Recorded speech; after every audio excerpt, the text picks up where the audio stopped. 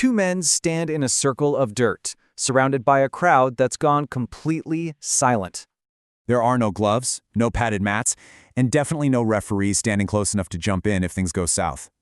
In fact, there's really only one rule here, and it barely counts as a rule: no biting and no gouging the eyes. Literally everything else, it's fair game. We're talking punches, kicks, brutal chokes, joint locks twisted until something finally snaps. This is pancration, and it just might be the most complete, devastating fighting system the ancient world ever produced. Now, you might not know the word, right? But you've absolutely seen its descendants.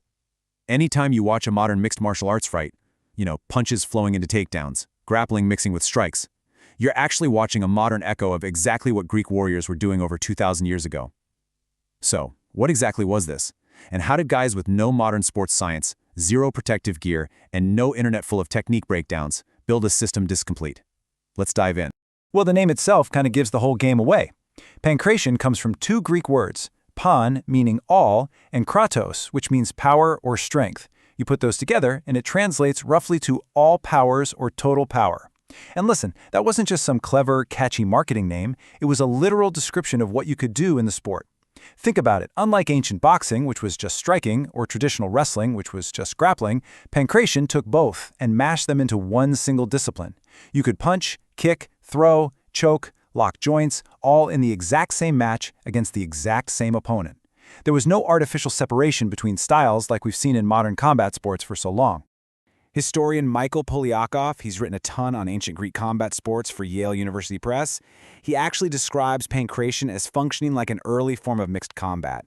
And here's the wild part. It's a form of combat that modern sports literally spent centuries having to rediscover from scratch. Just sit with that for a second.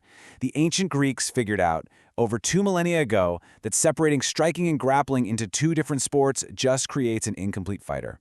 It took the modern world until the 1990s with the explosion of MMA to fully relearn that exact same lesson. Crazy, right? Now, the system itself was split into two main forms. The first one was called pancration, or upright pancration. This was the competitive version. This is what you'd see at major events, like the ancient Olympic Games, starting way back around 648 BCE. It was still incredibly brutal, but fighters mostly stayed on their feet for the match. It's kind of similar to what you'd see in modern striking-heavy sports today, though, to be fair, ground techniques were totally legal if the fight ended up there. But then, there was the second form. This was called pancration, or ground pancration, and it was a far more dangerous, mostly training-only version of the sport. The fight kept going even after both guys hit the dirt, and it included techniques designed to cause real, permanent injury. Because of that, it was usually deemed way too dangerous for public competition. It was treated more like hardcore combat prep than a sport. But look, make no mistake here. Even that competitive, upright version, the one they let crowds watch at the Olympics, it makes most modern combat sports look like a walk in the park. Seriously, there was zero padding to soften a blow, no referee waiting to break up a really dangerous hold, and absolutely no limit on how far a fight could go before someone finally called it. I mean, pancration had practically no weight classes, no time limits in a lot of these competitions, and matches could, and sometimes actually did, end in the death of a competitor. Now, here is the detail that should genuinely shock you. We have historical records describing this one specific case, a fighter named Arakeshion. In 564 BCE, he actually won an Olympic pancration match after dying during the fight.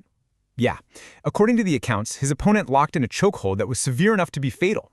Arakeshion's airway was completely cut off. His body was literally shutting down. But in his absolute final moments, using whatever tiny bit of strength he had left, he managed to grab his opponent's foot and snap the ankle. The pain was so intense that his opponent instantly signaled surrender. Moments later, Arakeshion's own body gave out completely. But the judges? They still declared Arakeshion the winner. Even though he had already passed, his opponent had technically tapped out first, just seconds before Arakeshion's body stopped. Imagine a sport where you can legitimately win after you're dead. Ancient writers didn't even treat this as a tragedy to mourn quietly. They saw it as one of the absolute highest honors a competitor could achieve. To them, it was the ultimate proof of a will that simply refused to quit, even as the body completely failed. And honestly, that story perfectly highlights something absolutely crucial. This wasn't just reckless, chaotic brawling. Despite how extreme it all sounds, pancration was built on serious, repeatable science and technique. These fighters trained relentlessly in proper falling techniques, what some modern researchers actually call ukemi-style breakfalls. Conceptually, it's super similar to what you'd learn in a modern judo class today, designed entirely so you can survive being thrown without breaking your neck. They also studied anatomy.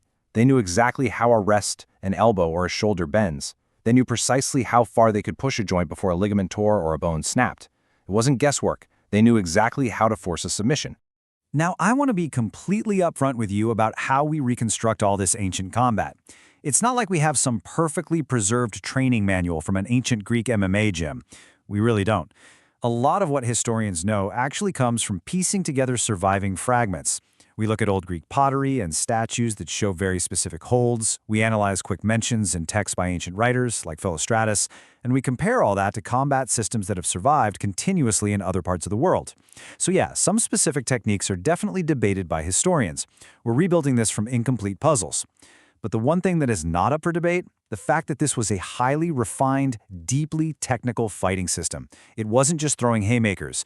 Real, honed skill consistently beat raw size and aggression. And we know that for a fact from the actual competition records that did survive. So why does all this matter outside of a sporting arena? Well, take the Spartan soldiers, for example. They integrated pancration training directly into their military prep. This wasn't just some fun extracurricular activity, it was a mandatory part of becoming a soldier. Cambridge historian Paul Cartledge points out exactly why this was so critical in actual warfare. See, a tight Spartan formation, a phalanx, would sometimes just break down into this incredibly crowded, chaotic, bloody mess once the enemy got close. And in that moment, a long spear is completely useless. You literally don't have the room to swing it. That is exactly when bare-handed close-quarters grappling becomes a matter of life and death. Battles were almost never clean or organized. Formations broke, weapons snapped. Soldiers ended up grabbing and throwing each other at point-blank range way more often than the movies usually show us.